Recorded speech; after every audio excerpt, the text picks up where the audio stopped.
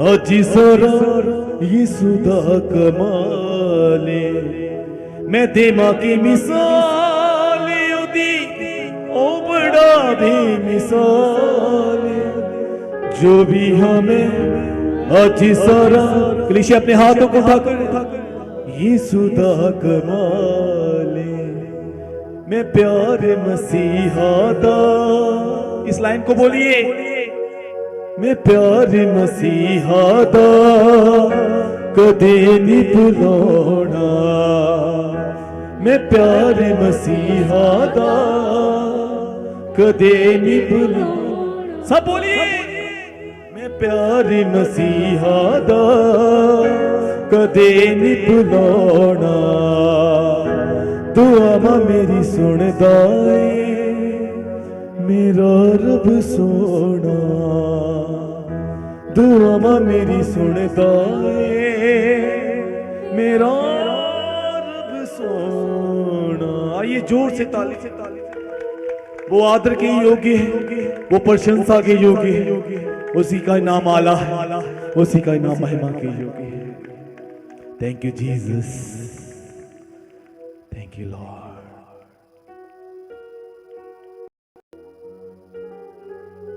धन्यवाद परमेश्वर धन्यवाद परमेश्वर। सब कहें हालेलुया। आप सबको जय मसीह की। परमेश्वर के पवित्र मंदिर में आज हम सब बहुत आनंद के साथ इकट्ठा हुए हैं और परमेश्वर ने हमें आज फिर से इकट्ठा होने का जो अवसर दिया है, इस अवसर के लिए इस सुंदर समय के लिए आइए हम धन्यवाद दें और परमेश्वर को धन्यवाद दें कि उसने आज अपने बच्चों को फिर से अपने समीप आने का अवसर दिया। उस परमपिता परमेश्वर ने अपने बच्चों को आज मेरे खुदा मैं आपको धन्यवाद देता हूं जिन बच्चों को प्रभु जी आपने इकट्ठा होने का अवसर दिया। सच में आपके वचन में लिखा है अवसर को बहुमूल्य समझो, अवसर को बहुमूल्य समझो। सच में प्रभु ये बहुत कीमती समय, ये अनमोल घड़ी जो हमारे जीवन में आपने ठहराई है, हम धन्यवादी हैं और रूह की सच्चाई से मन की गहराई से हम आपको धन्यवाद देते हैं कि आपने हमें अपनी संगति में अपनी महिमा के लिए बुलाया है। मेरे पीछे गए। हे परमेश्वर हम धन्यवादी हैं, हम धन्यवादी हैं। आपने मुझे फिर से अपनी संगति में अपनी महिमा के लिए बुला लिया है। मैं बड़े आनंद के साथ आपको धन्यवाद देती हूँ। बड़े आनंद के साथ आपको धन्यवाद देता हूँ। यस, तालियों के साथ धन्यवाद दें। तालियां जोरदार जोरदार।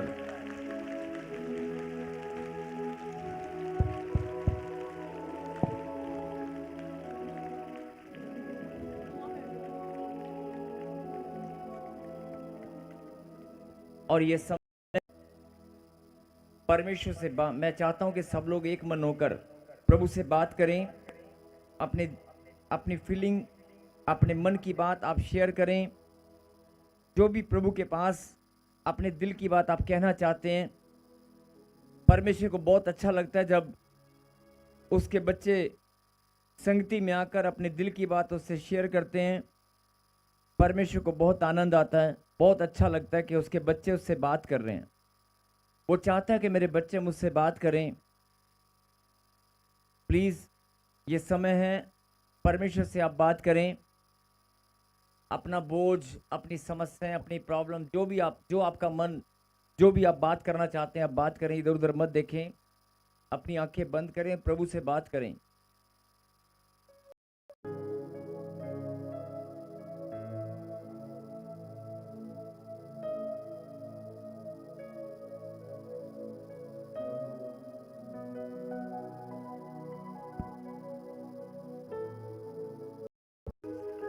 यस, तालियों के साथ धन्यवाद दें परमेश्वर को।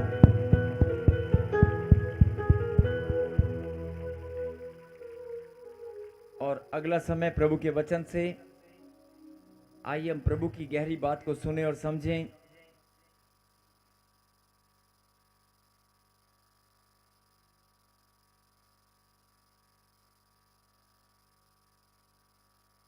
जो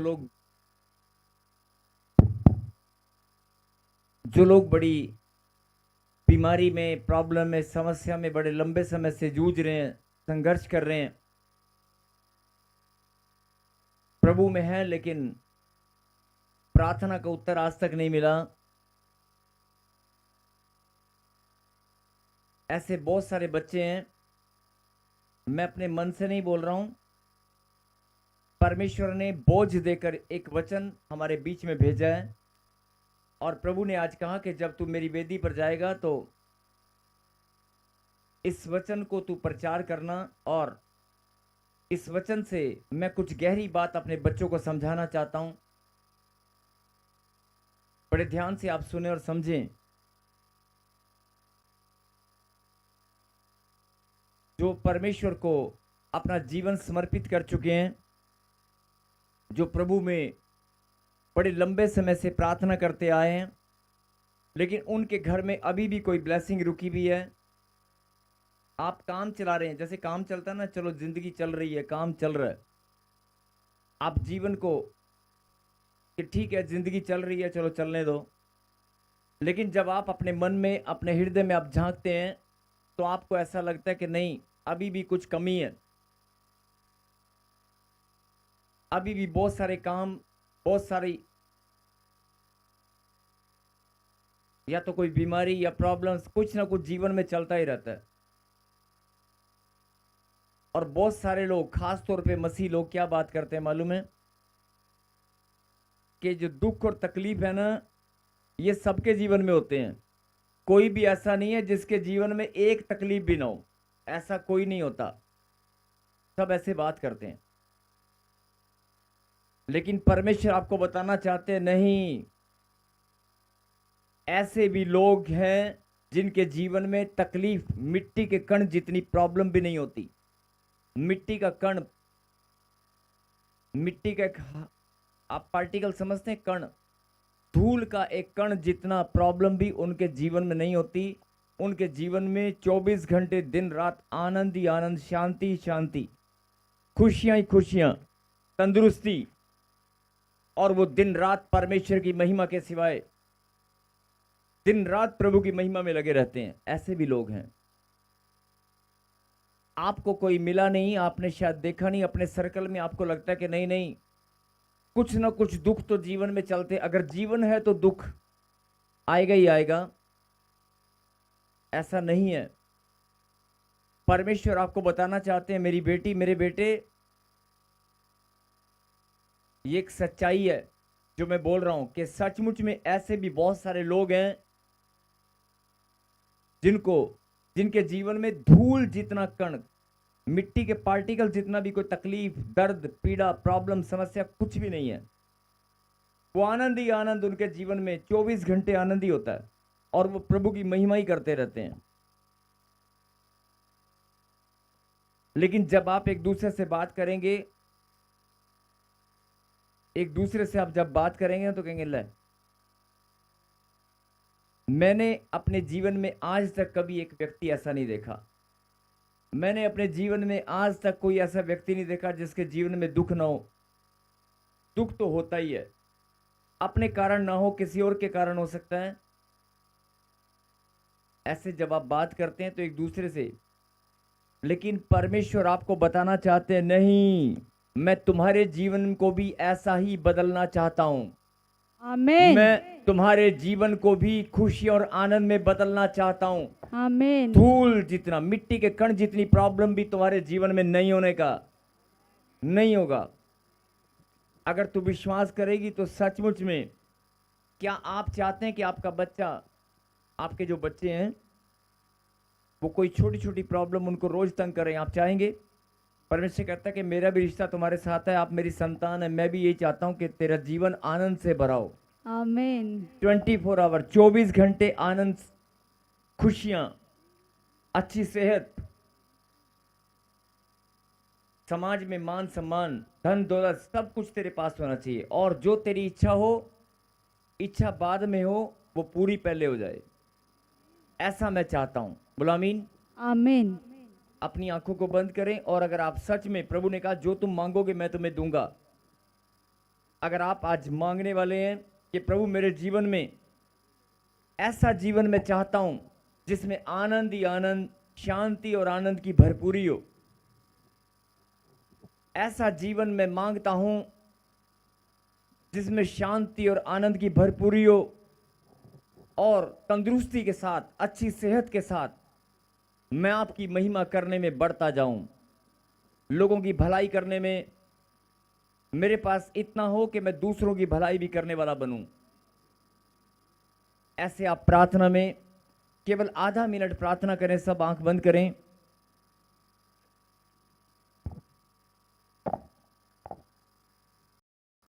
उनका जीवन संघर्ष के साथ चलता रहता है, और वो कहीं ना कहीं निराशा में चले जाते हैं, लेकिन बार बार परमेश्वर सामर्थ से भरते हैं, उनको हौसला देते हैं, उनको फिर से खड़ा करते हैं, लेकिन हर बार आप आशा में कहीं ना कहीं टूट जाते हैं, आपकी आशा और निराशा चलती रहती है। लेकिन परमेश्वर चाहते हैं कि नहीं, मैं आपको बताना चाहता हूं कि परमेश्वर, बहुत सारे परमेश्वर के ऐसे बच्चे हैं जिनके जीवन में जब से उन्होंने प्रभु की गहरी बात को सुना और समझा, तब से आज तक, यानी बहुत लंबे समय से उनके जीवन में दुख नाम की कोई चीज नहीं है, तकलीफ, बीमारियां नाम की कोई चीज नहीं है, उनके जीवन में आनंद ही आनंद है। और परमेश्वर आपके जीवन को भी आनंद से भरना चाहते हैं। बोलो आमीन। आमीन। और निकालें प्रभु के वचन से इब्रानियों की किताब,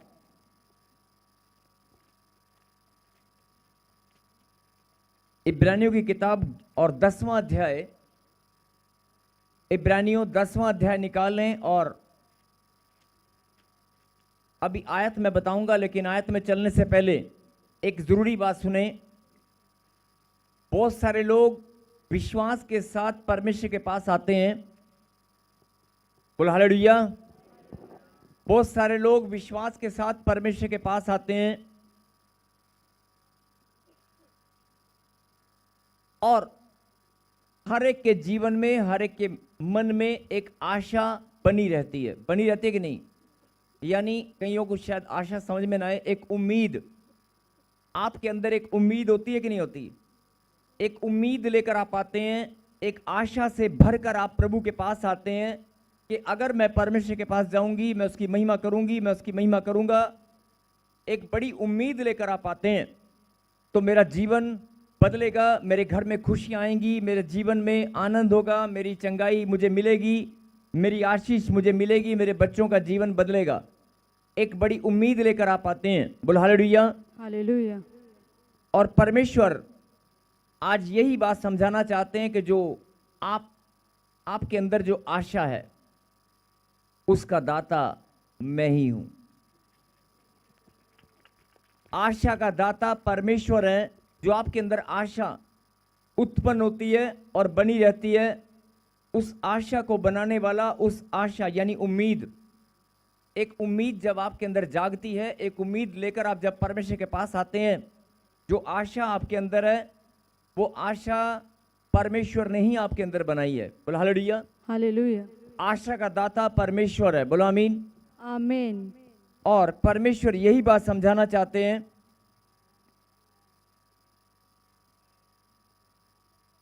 रोमियो की किताब जब 15 चैप्टर और 13 में आप पढ़ेंगे तो आशा का दाता वहां पर लिखा हुआ, आप पढ़ सकते हैं। अभी आप इब्रानियों की किताब 10वां अध्याय और पढ़ेंगे 23 वर्ष 23वीं आयत को हम पढ़ेंगे। हालेलुया। आओ हम अपनी आशा के अंगीकार को दृढ़ता से थामे रहे, क्योंकि जिसने प्रतिज्ञा की वह सच्चा है। बोल हालेलुया। हालेलुया। क्या आप जानते हैं कि परमेश्वर ने इजराइलियों के लिए, अपने बच्चों के लिए एक प्रतिज्ञा की है? प्रतिज्ञा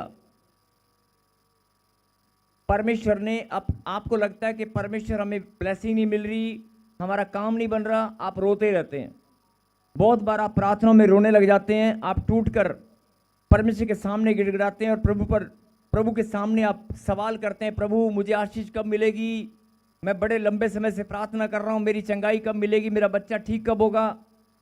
परमेश्वर आपको ये कहना चाहते हैं कि मेरी बात सुन मेरी बेटी, चाहे तू कितने भी लंबे समय से प्रार्थना कर रहा है, लेकिन मैं तुझे बताना चाहता हूं कि मैंने भी प्रतिज्ञा की है। मैंने एक प्रतिज्ञा की है इजराइलियों के लिए। क्या आपको मालूम है? परमेश्वर ने प्रतिज्ञा की है कि मैं और तुम उस प्रतिज्ञा के वारिस हो। वो प्रतिज्ञा जब प्रतिफल आपके जीवन में लेकर आएगी, उसके वारिस आप हैं। बोलो आमीन। वो प्रतिज्ञा आप ही के जीवन में पूरी होने वाली है। बोलो आमीन। आमीन। इसलिए घबराना नहीं है, इसलिए टूटना नहीं है। और परमेश्वर क्या बोल रहे हैं? मैंने कहा ना कि वचन परमेश्वर ने मुझे आज दिया और कहा कि जब तू इसे प्रचार करेगा तो आज मैं बहुतों को मैं आज बताऊंगा कि मेरी प्रतिज्ञा तुम्हारे जीवन में पूरी होने वाली है। आओ हम अपनी आशा के अंगीकार को दृढ़ता से थामे रहें, क्योंकि जिसने प्रतिज्ञा की है वो सच्चा है। बोलो आमीन। आमीन। यानी कि अगर आपके डैडी आपको बोल दें कि बेटे जब तू 10th स्टैंडर्ड में अगर आप पढ़ाई कर रहे हैं कि अगर तू 10th को पास करेगा तो मैं तुझे एक नया मोबाइल लेकर दूंगा, तो क्या आपके डैडी झूठ बोलते हैं? बोलो हाँ, झूठ बोलते हैं, मीठी गोली देते हैं।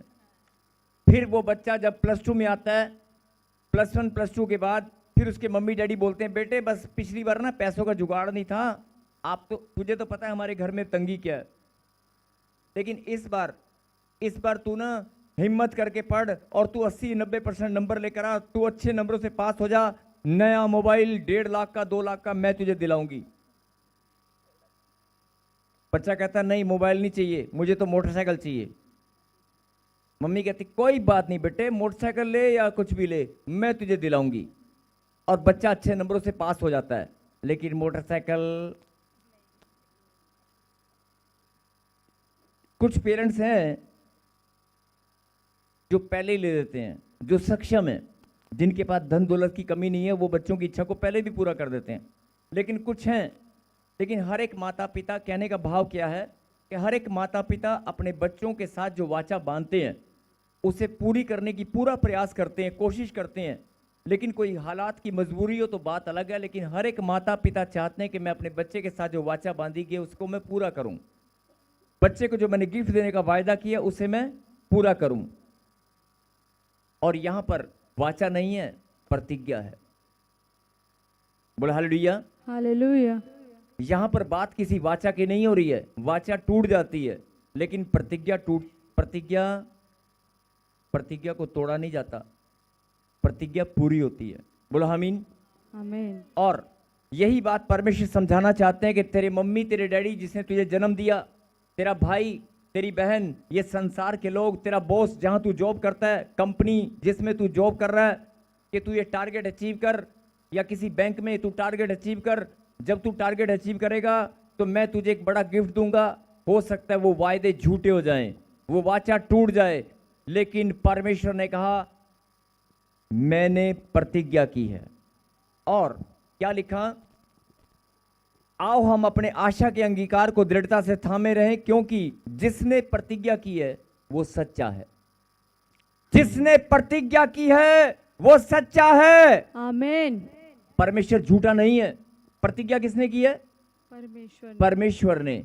अगर परमेश्वर ने प्रतिज्ञा की है और परमेश्वर तो सच्चा है, करना क्या है? अपने आशा के अंगीकार को थामे रख दृढ़ता से।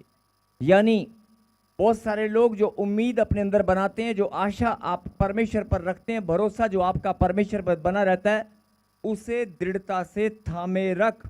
अपनी आशा को बिखरने मत देना, टूटने मत देना, अपने विश्वास को लड़खड़ाने मत देना।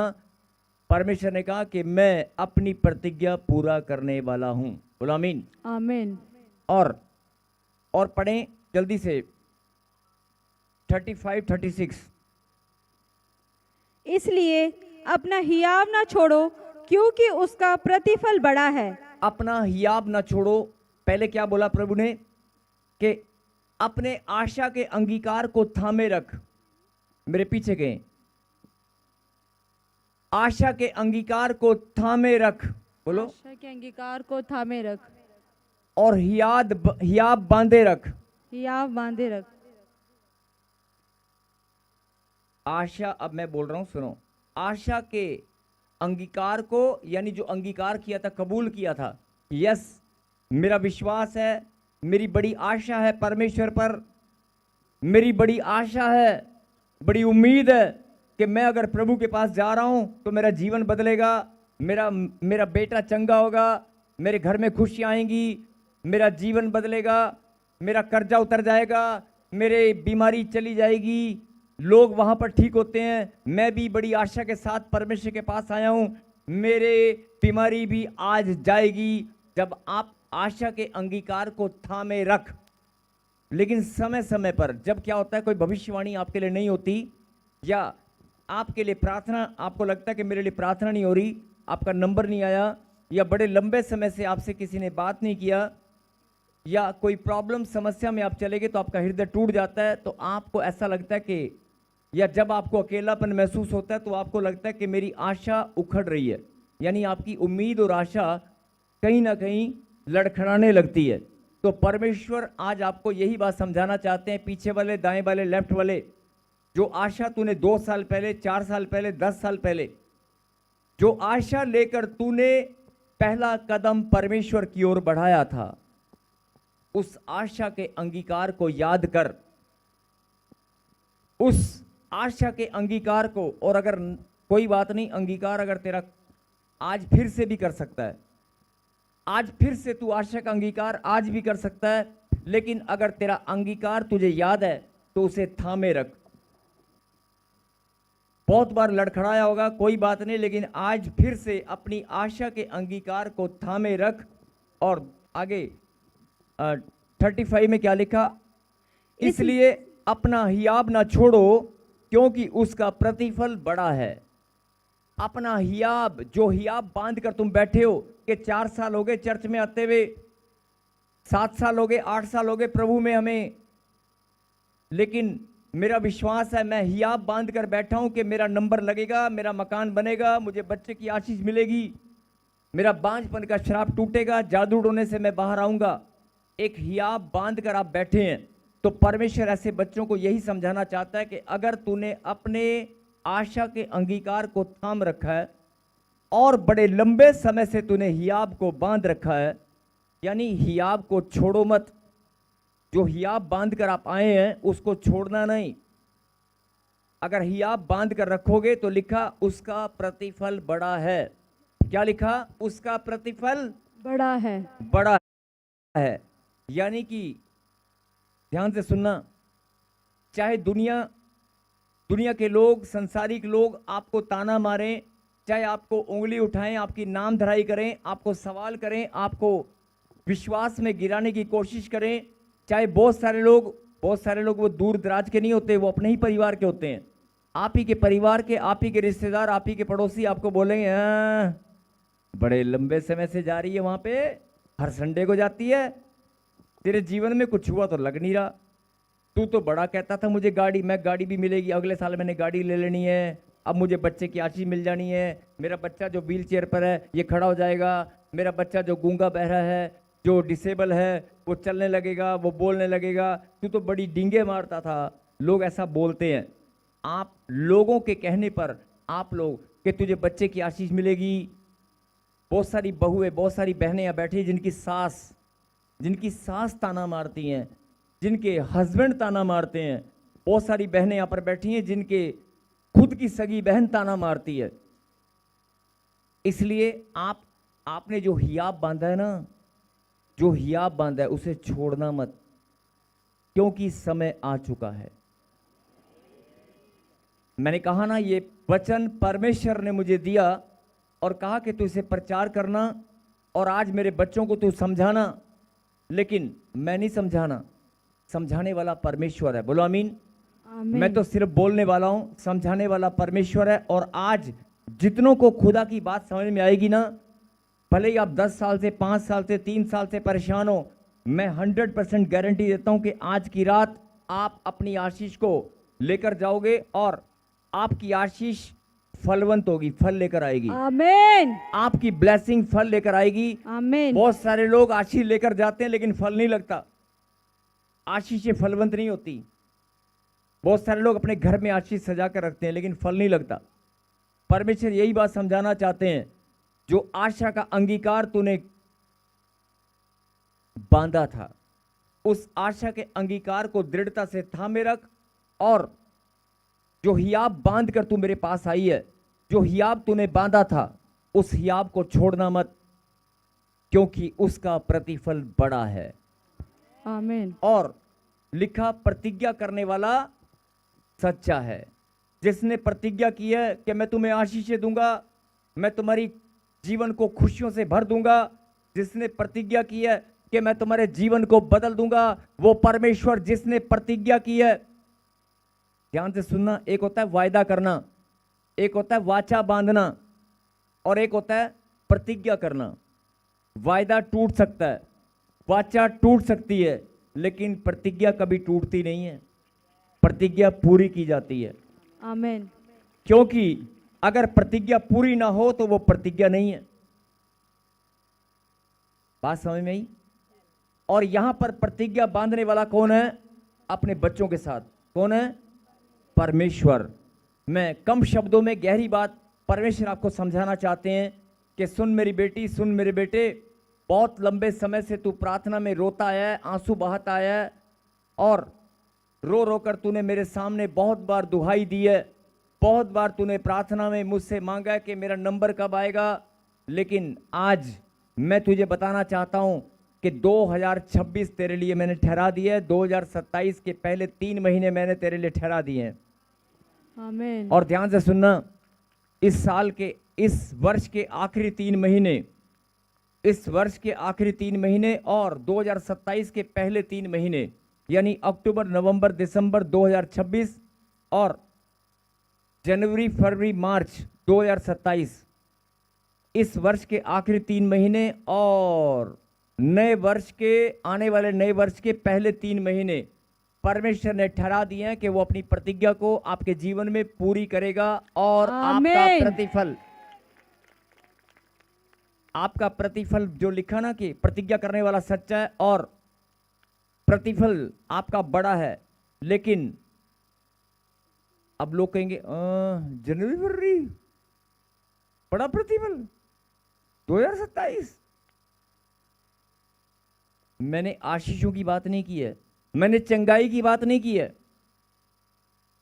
चंगाई और आशीष परमेश्वर कहता है वो तो मैं अभी एक ताली बजाओगे स्वर से उतर आएगी। आमीन एक हालेलुया का नारा लगाओगे रास्ते खुल जाएंगे। आमीन जिन बंधनों में आप घूम रहे हैं उन बंधनों से मैं आजाद कर दूंगा। एक हालेलुया का नारा लगते ही बंधन टूट जाएंगे। एक ताली बजाते ही आशीष स्वर से उतर आएगी। आमीन मैं ब्लेसिंग की, चंगाई की, बढ़ोतरी की, कामयाबी की, धन दौलत, मान सम्मान की बात नहीं कर रहा हूं। परमेश्वर कहता है वो तो तू मांगता जाएगा, मैं देता जाऊंगा। तू प्रार्थना करता चला जा, वो तो मिलती चली जाएगी। तू प्रार्थना करता चला जा, मैं तुझे बढ़ाता चला जाऊंगा। लेकिन मैंने बात बड़े प्रतिफल की है, जो तेरी सोच समझ से परे है, जो तेरी सोच समझ से परे है, जिसके बारे में तूने कभी सोचा भी नहीं होगा। आज आप प्रार्थना करते हैं कि एक मकान मिल जाए, आज आप प्रार्थना करते हैं मुझे एक बच्चा मिल जाए, 10 साल से बच्चा नहीं है, बस मेरे लिए यही सबसे बड़ा प्रतिफल है। वो तेरी सोच है। आज आप प्रार्थना करते हैं कि मेरी एक जमीन है, उसका अच्छा रेट लग जाए, मेरा घर है वो कंप्लीट हो जाए, मुझे अच्छी से गवर्नमेंट जॉब मिल जाए। जिसको गवर्नमेंट जॉब मिल जाती है, एफर्ट्स करने के बाद, भागदौड़ करने के बाद, संघर्ष करने के बाद, उसके लिए, जिसके बच्चे कामयाब हो जाते हैं, उस माता पिता के लिए या जॉब पाने वाले के लिए वही बड़ा प्रतिफल है। लेकिन वो तुम्हारी सोच है। अगर आप चंगाई पा जाते हैं, कई साल से आप दर्द में तड़प रहे हैं, बवासीर के दर्द से, कैंसर की तड़प से, या HIV या कोई भयंकर बीमारी से आप जूझ रहे हैं, कोई शारीरिक समस्या से आप पीड़ा में हैं, लेकिन आपको अचानक अगर चंगाई मिल जाए तो आप धन्यवाद करते हैं परमेश्वर का और कहते हैं कि प्रभु मैं धन्यवाद करता हूं, मेरा प्रतिफल मुझे मिल गया। आमीन। नहीं, आपने प्रतिफल के बारे में अभी जाना नहीं है। वो आपकी ब्लेसिंग है, जो आपको मिलती है वो आपकी ब्लेसिंग है। वो चंगाई वाली आशीष है, वो धन की आशीष है, वो मान सम्मान की आशीष है, वो बढ़ोतरी की आशीष है, सफलता की, जीत की, कामयाबी की आशीष है। एक दूसरे को हाथ मिलाओ और कहें सोते रहो। नहीं नहीं, बहुत सारे लोग सो रहे थे शायद, मुझे लगा। ये मत सोचो कि प्रॉफिट जी को पता नहीं चलता, चाहे भीड़ में कहीं भी कितनी दूर हो, मुझे नहीं, परमेश्वर को सब पता चलता है। बोला हालेलुया। अब लास्ट बात एक जरा ध्यान से सुनना। अगर तुम अपनी ब्लेसिंग को मांग रहे हो, कोई खुशियों को मांग रहे हो, चंगाई को मांग रहे हो, तो प्रभु कहता है जो तुम मांगोगे वो तो मैं तुम्हें दूंगा, वो तो मैं तुम्हें दूंगा। लेकिन उससे भी बढ़कर जो तूने कभी सोचा नहीं होगा, तेरी सोच समझ से परे, तेरा ख्याल भी नहीं गया होगा, मैं कुछ बड़ा प्रतिफल देने का हूं। आमीन। उसके बारे में तूने कभी सोचा नहीं होगा। अगर कोई भाई सोच रहा है कि मेरा बस 1 2 3 4 5 6 7 8 9 10 11 12 14 15 20 काम है, 20 के 20 बन जाए तो मेरा बड़ा प्रतिफल। प्रभु कहता है 20 छोड़, मैं 25 बना दूंगा। तू 20 मांग रहा है ना, चल मैं 50 तेरे काम बना दूंगा, और अभी 1 महीने में बन जाएंगे सारे, 1 दिन में बन जाएंगे। आमीन। ये तेरा प्रतिफल, ये बड़ा प्रतिफल नहीं है, वो तेरी सोच है, तेरा मांगना है। और तुझे लगता है कि काम बन गया मतलब प्रतिफल आ गया, ये तेरी सोच है।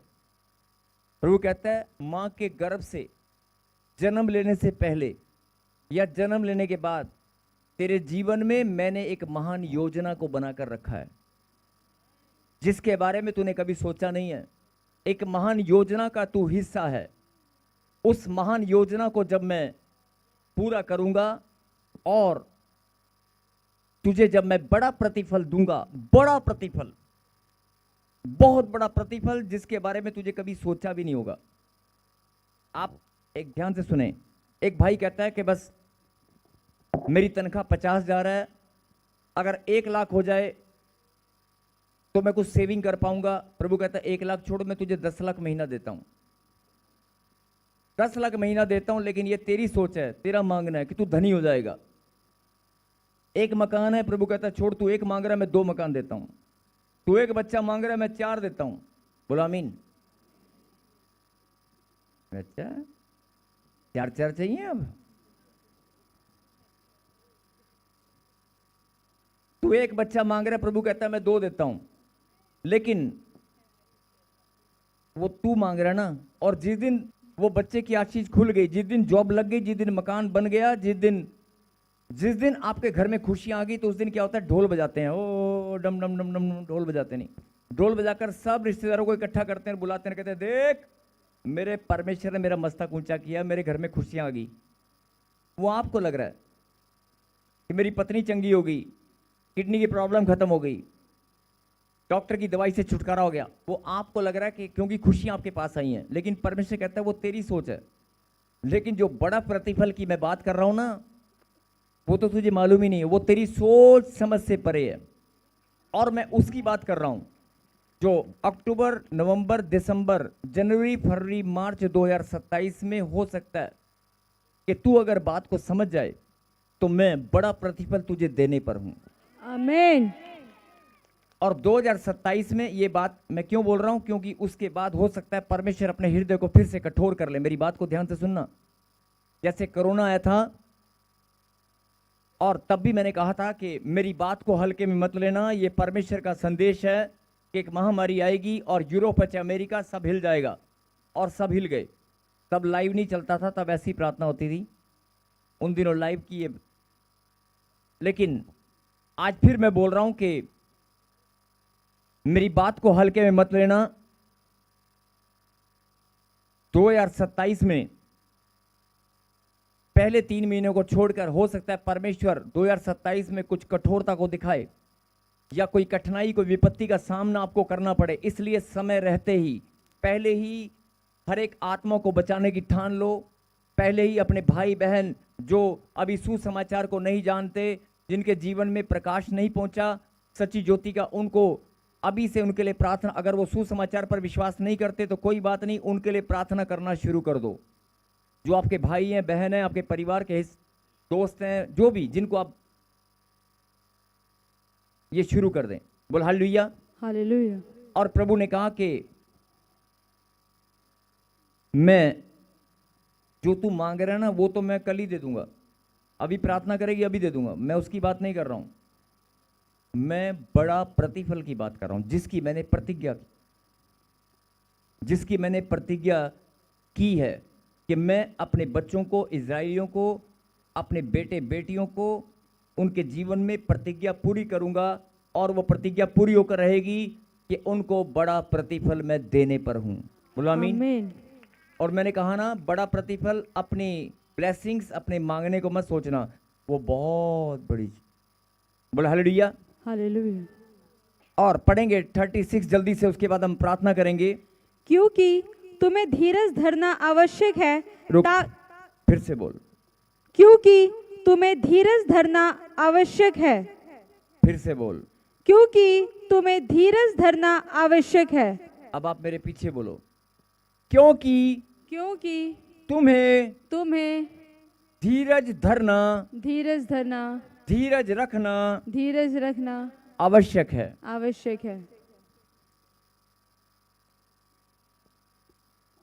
वेट। क्योंकि, फिर से बोलो। क्योंकि तुम्हें धीरज धरना आवश्यक है, जरूरी है। बोलो आमीन। आमीन। कितनों को मालूम है कि परमेश्वर का कलाम वो टलने वाला? आमीन। अब यहां पर क्या लिखा? क्योंकि तुम्हें धीरज धरना आवश्यक है ताकि परमेश्वर की इच्छा को पूरी करके तुम प्रतिज्ञा का फल पाओ। आमीन। समझ में नहीं आया होगा, मैं रिपीट कर रहा हूं। क्योंकि, एक मिनट, अभी आपने क्या कहा? परमेश्वर का वचन सत्य है। परमेश्वर का वचन वो टलने वाला? विश्वास करते हो? परमेश्वर का वचन, बोलो बोलो, वो टलने वाला, वो पूरा होके, बोलो आमीन। एक बार फिर बोलें, परमेश्वर का कलाम वो टलने वाला नहीं है, वो पूरा होकर रहेगा। बोलो आमीन। आमीन। परमेश्वर का कलाम सत्य है, वो टलने वाला नहीं है, वो पूरा होकर रहेगा। आपने कहा आमीन, ठीक है। अब बात की गहराई को समझना साथी। क्योंकि प्रभु के वचन में लिखा है, क्योंकि तुम्हें धीरज धरना आवश्यक है। कहां लिखा है? प्रभु के वचन में, तुम्हें धीरज धरना आवश्यक है। यानी कि जब आप 2 साल से 5 साल से बेबी मांग रहे हो, घर मांग रहे हो, बढ़ोतरी मांग रहे हो, जो भी आप मांग रहे हो, आपके ब्लेसिंग्स में, आपके मांगने में धीरज, खुदा के कलाम में लिखा है धीरज रखना जरूरी है। अब वो धीरज का समय परमेश्वर जानते हैं, लेकिन वो धीरज का समय इतना लंबा नहीं होता कि 15-15 साल परमेश्वर वेट कराएंगे। परमेश्वर इतने कठोर नहीं है कि 20-20 साल आपको वेट करना पड़ेगा। धीरज का कुछ समय होता है, लेकिन हम आत्मिक गलतियों के कारण या पाप के कारण या कुड़कुड़ाहट, बड़बड़ाहट के कारण अपनी ब्लेसिंग को और लंबा कर देते हैं। लेकिन धीरज का समय बहुत, परमेश्वर ने कोई लंबा समय नहीं ठहराया, लेकिन धीरज का कुछ समय है और वो रखना आवश्यक है। धीरज धरना जरूरी है। बोलो आमीन। बात की गहराई को समझना, धीरज धरना आवश्यक है। अब प्रभु के वचन में लिखा है धीरज रखना। अगर प्रभु के वचन में लिखा है कि धीरज रखना जरूरी है, तो आप क्या करोगे? धीरज रखोगे कि नहीं रखोगे? अब आगे सुनो, अगर आप धीरज रखते हो तो ताकि परमेश्वर की इच्छा को पूरी करके, मेरे पीछे बोलो, ताकि अभी बात क्या हो रही है? एक मिनट, बस ये लास्ट बात है, सब पीछे वाले जरा ध्यान से सुनना। अपनी आशा के अंगीकार को थामे रख दृढ़ता से।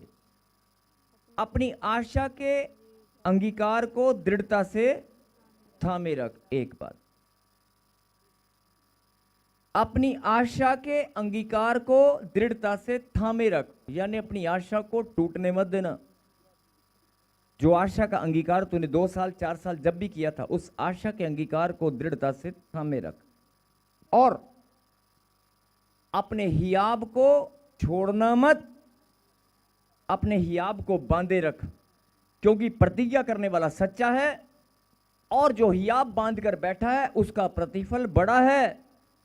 ये जो बातचीत कर रहे हैं, ये जो बातचीत कर रहे हैं, बातचीत नहीं, ध्यान से सुने।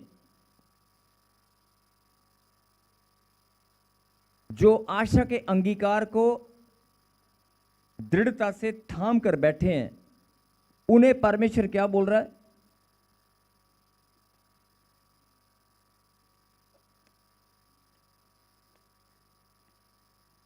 आशा के अंगीकार को दृढ़ता से जो थाम के बैठे हैं, उनको परमेश्वर कहना चाहता है कि प्रतिज्ञा करने वाला सच्चा है, उसने प्रतिज्ञा की है। और जो हियाब नहीं छोड़ते, जो अपने हियाब को बांधे रखते हैं, उनके लिए प्रभु ने क्या कहा? उनका प्रतिफल बड़ा है। आशा का अंगीकार थामे रख और अपने हियाब को बांधे रख। प्रतिज्ञा करने वाला सच्चा है और बड़ा प्रतिफल उन्हीं का है जिन्होंने हियाब को बांध रखा है। यहां तक समझ में आ गया? अब आगे परमेश्वर ने क्या कहा? क्योंकि तुम्हें धीरज रखना आवश्यक है। ये प्रभु के वचन में लिखा है, धीरज रखना आवश्यक है। और अगर प्रभु के वचन में लिखा है तो आप क्या करोगे? धीरज को रखोगे नहीं? और जब आप धीरज को रखते हैं कि ये बीमारी जाएगी, कर्जा उतरेगा, यानी विश्वास में बने रहते हैं, धैर्य रखते हैं, धैर्य, तो अगर आप धीरज रखते हैं तो क्या करते हैं? परमेश्वर की इच्छा को पूरा करते हैं। और जो परमेश्वर की इच्छा को पूरा करता है धीरज रखे, उसके लिए क्या लिखा? क्योंकि तुम्हें धीरज रखना आवश्यक है ताकि परमेश्वर की इच्छा को पूरी करके तुम प्रतिज्ञा का फल पाओ। आमीन। जब तुम धीरज रखोगे, धीरज रखना जरूरी है, जब तुम धीरज रखोगे तो परमेश्वर की इच्छा को पूरी करोगे। और जब परमेश्वर की इच्छा तुम्हारे जीवन में पूरी होगी तो लिखा, इच्छा को पूरी करने वाला बड़ा प्रतिफल पाएगा। आमीन। समझ में आई बात? बस यही बात परमेश्वर आपको समझाना चाहते हैं। अपनी आशा, यानी कि जो 3 साल 4 साल 5 साल 10 साल से आप प्रभु में बने हैं, परमेश्वर को आपने अपना जीवन सौंप दिया है, तो घबराए मत। अगर आप बार बार लड़खड़ाए थे, आपका विश्वास गिर गया था, तो फिर से अपने आप को मजबूत करो, क्योंकि ये कुछ ही समय बचा है, कुछ ही समय बचा है। अगर आप बात ब्लेसिंग की कर रहे हो, बात चंगाई की कर रहे हो, प्रभु कहता है वो तो मैं चुटकी में ऐसे ताली बजेगी और आशीष उतर आएगी, वो तो मैं देने वाला हूं। वो तो तुम मांगते जाओ मैं देता जाऊंगा, तुम मांगते जाओ मैं देता जाऊंगा, और बिन मांगे भी मैं दूंगा। तुम्हारे मांगने से पहले मैं तुम्हें देने वाला परमेश्वर हूं। लेकिन मैं बात बड़े प्रतिफल की कर रहा हूं। और अपनी आशा के अंगीकार को थामे रख, प्रतिज्ञा करने वाला सच्चा है, और अपने हियाब को बांधे रख। जो हियाब को बांधेगा उसका प्रतिफल बड़ा है। और लिखा कलाम के अंदर धीरज रखना जरूरी है तुम्हारे लिए, क्योंकि ये परमेश्वर की इच्छा है। और जो परमेश्वर की इच्छा को पूरा करते हैं, जो धीरज रखकर बैठते हैं, वेट करते हैं, वेट अपॉन गॉड, कि नहीं सही समय पर परमेश्वर मेरे जीवन को बदलने वाले हैं। जो धीरज रखते हैं कि परमेश्वर मुझसे ज्यादा जानते हैं कि मुझे विदेश में कब जाना है, परमेश्वर मेरे जीवन को अच्छे से जानते हैं कि मेरी जॉब, मेरा कहां पर मुझे करनी है, कहां पर मुझे खाना पीना, कहां जाना है, सब कुछ परमेश्वर जानते हैं।